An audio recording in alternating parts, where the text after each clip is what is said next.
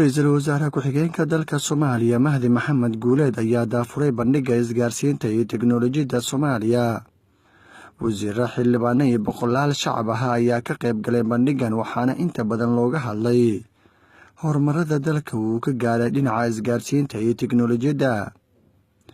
Wasiirka qorsheynta ee dowladda Soomaaliya Jamaal Maxamed Xasan ayaa ku tilmaamay in bandhiggan oo kale lagu qabto Muqdisho horumar wanaagsan uu dalka gaaray. waxaan leenahay fiber optics meelo badan loo isticmaalo system technology oo PFM la yiraahdo dawladda ku shaqeyso markaa fiirisid heerkan marayno aad iyo aad ayuu u fiican yahay. waxaan rajeynaynaa haddii la idmo sanadaha soo socda maadaama hay'adii leenahay waxaan maamuleysay aynu meel fiican gaari doono. wasiirka boostada iyo isgaarsiinta ee dowladda federaaliga injineer Cabdi Canshuur Xasan oo inta badan wasaaraddiisa qayb weyn ka qaadatay hirgelinta barnaamijkan ayaa ka hadlay waxyaabihii u qabsoomay kadib markii baarlamaanka uu ansixiyay sharciga wasaaraddiisa ay ku shaqeyso. waxyaabaha kale oo wasaaradda u qabsoomay muddadaas waxaa ka mid ahaa in dalkoo dhan ay ka hirgelisay laga soo bilaabo Hargeysa ilaa iyo Kismaayo in maamul kasta ee u sameysay waxa loo yaqaano communication rooms ama meelaha lagu wada hadlo si loo beeqaamiyo dhaqaalaha safarka si loogu fududeeyo ayaga inay wada hadlaan ee caalamkan ay kula xiriiri karaan ayagana ay iskula xiriiri karaan. waxaan hirgelinay 37 communication rooms oo maamul kasta oo ku jirta Somaliland ilaa iyo Jubaland geeska minshan aan u sameynay gobolka Banaadir iyo dowladda dhexe oo isku jirta 7 aynu sameynay sidaa ay waxay ku noqdeen 37 inaan sameeyno. Ra'iisul Wasaare ku-xigeenka dalka Soomaaliya Mahdi Maxamed Guuleed ayaa ugu dambeyn daafuray waxaana uu sheegay in la sii horumariyo bandhigyada noocan oo kale ee lagu qabanayo dalka Soomaaliya.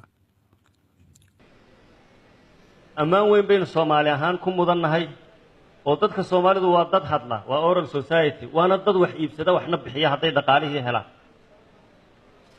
waa ogtihiin wadamo badan oo Afrika iyo caalamka nidaamkan isgaarsiinta moobiladu horseed kooda ka yihiin aynu isticmaalno aad baynu hormuud ugu nahay aad baynu uga horeynaa wadamo kale oo Afrika iyo dunidaba. waxaynu isticmaalnaa mobile money-ga oo EVC iyo saadka iyo e-dahab.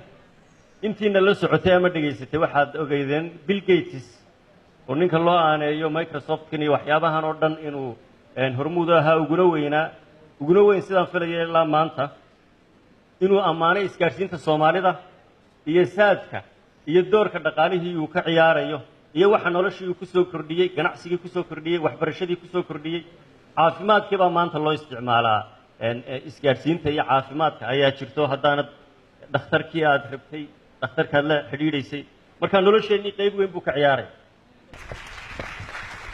qabanqaabiyayaashii wasiirka wasaaradda boostaha iyo isgaarsiinta shirkadaha madaxa bannaan qabanqaabiyayaashii carwada iyo cid kastoo gacan ka geysatayba aad iyo aad baan idinku mahad celinayaa anigoo ku hadlaya afka xukuumadda federaalka Soomaaliya. hambalyo idin leeyahay waana inoo furan tahay carmadu. assalaamu calaykum. Zakariya Maxamuud Timcade Universal TV Muqdisho.